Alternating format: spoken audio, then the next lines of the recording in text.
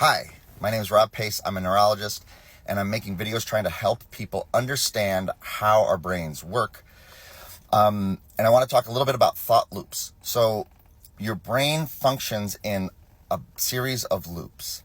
Thought is an example of loops that are cycling really quickly. They're cycling so quickly that you usually can't see that there's any sort of gaps. Sometimes you do see the gaps. So these are the times where you're talking about something or trying to explain something or whatever, and you get to a point where you're like, wait a minute, where's it going with this? You can't just go directly backwards. You have to wait for a series of things to connect again in your brain before you can say, oh yeah, this is where I was going, and move on. The easiest place, or I think the most familiar place that we see this in our day-to-day lives, is falling asleep. Everyone has had this experience where you're falling asleep, getting closer and closer to that spot where you transition from being awake to being asleep, and then something happens, a noise, a thought, whatever, and you wake up.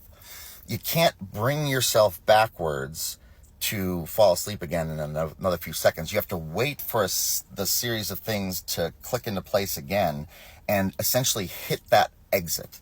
So think of it like train loops, where you have to get off at a certain stop. If you don't get off at that stop, you're going to have to wait until it comes back around. You can tighten the loops up. If you know that these things are happening, you can make them happen faster and faster. But when you don't know that they're happening, you get frustrated that you missed the exit. You try to go back. You're missing all the things that are normally happening in that process, and it makes those loops last longer and longer. So when people have insomnia because they're overthinking things, they're part of it is that these loops of thought are rotating through their brain over and over again. Part of it is that their shutdown pattern that puts them to sleep is running in a longer term loop that we need to just recognize and start to try to time. Once you do that, it becomes easier and easier.